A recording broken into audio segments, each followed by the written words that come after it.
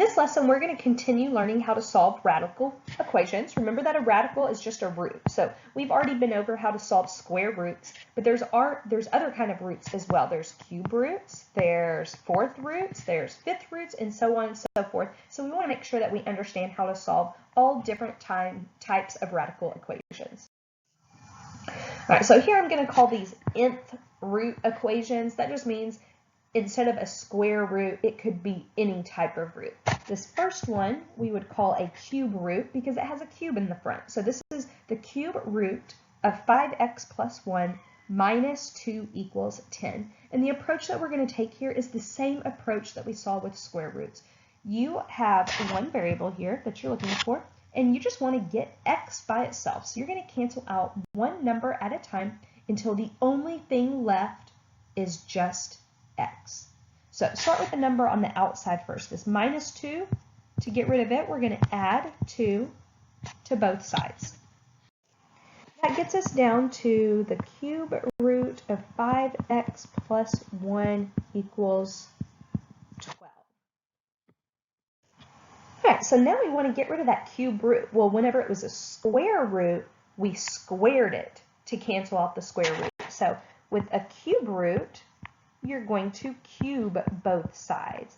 And when you cube a cube root, which leaves us with just a 5x plus 1 equals, pretty big number over here, 12 to the third power. That's 12 times 12 times 12, 1,728. All right, now we're just going to continue solving for x. So my next step would be to subtract 1 on both sides, which gets us to 5x equals 1,727. And last, to get x by itself, I'm just going to divide by 5 on both sides. So I get x equals, let's see, grab my calculator, 1727 divided by 5. 345.4. Now I'm getting a decimal, and some of you might be thinking, ooh, that can't be right, it's a decimal. Well, we can always check our answer, and the way that you check your answer is by going back to the very beginning and plugging it in for x. So I'm going to come back up here to the top, and I'm going to grab my calculator. What I'm going to do is I'm going to go to my calculator, and I'm going to type in the cube root of 5 times 345.4 plus 1 minus 2 on the outside. And when I type this in the calculator, it better equal 10. So on my calculator, I'm going to do cube root 5 times 345.4 plus 1, and then minus 2, and I sure do get 10. So that tells me that my answer is correct. All right, let's do another one. So this one has a 5 out in the front. That makes this a fifth root. So this is the fifth root of 2 minus 6x equals 2. Notice there's nothing outside that root. So my first step here is to raise it to the fifth power. If it's a fifth root, you raise it to the fifth power. And a fifth root to the fifth power is just going to cancel out. That gets rid of the root completely. So we have 2 minus 6x equals 2 to the fifth power. That's 2 times 2 times 2 times 2 times 2. 2 to the fifth power is 32. And we are going to keep going, working through this problem to get x by itself. Next, I'm going to get rid of the constant here. I've got this positive 2 in the front, so I'm going to subtract 2 from both sides, which leaves us with negative 6x equals 30. All right, last step to get x by itself, I'm just going to divide by negative 6 on both sides. So my final answer here would be x equals negative 5. And again, I always like to go back and check and make sure that this answer really does work. So I'm going to take that answer, and I'm going to go back up here to the very beginning. I'm using my calculator now, and I'm going to type this in with the negative 5 in place of x. So this is going to be fifth root of 2 minus 6 times -5. And if my answer is correct, then when I type it into the calculator, it should equal that 2 over there. So I'm going to my calculator now, and I'm going to do the 5th root of 2 minus 6 times -5.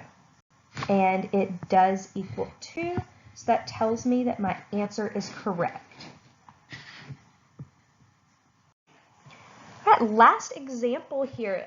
This time we have a 6 in front of our radical, so whenever I read this, I'm going to say 6th root of 7x minus 6 plus 5 equals 8. And the goal, like it was on the previous two problems, is to get x by itself. We're going to cancel out one number at a time.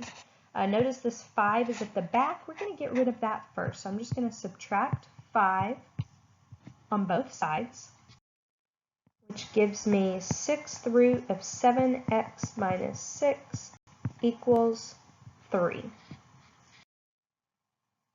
So now we want to get rid of that 6th root. That root is holding everything together. So the opposite of the 6th root would be the 6th power. So we're going to raise both sides to the 6th power. So the 6th root and the 6th power cancel out. That gets rid of the root completely. So we just have 7x minus 6 equals 3 to the 6th power. 3 to the 6th power would be 3 times 3 times 3 times 3 times 3 times 3. So that is 729. Those numbers get big pretty quickly once you start putting those exponents on them. So we're going to keep plugging along through this. To get x by itself now, we'll cancel out that constant. So to get rid of the minus 6, we're just going to add 6 on both sides. Gets me down to 7x equals 725. Excuse me, 735. And last but not least, we will divide by 7 on both sides. So we end up with our answer, x equals 105. All right, so let's check this thing out. We're going to go back to the top and we're going to plug in 105 for x. I'm going to go type this in my calculator. This is the 6th root of 7 times 105 minus 6.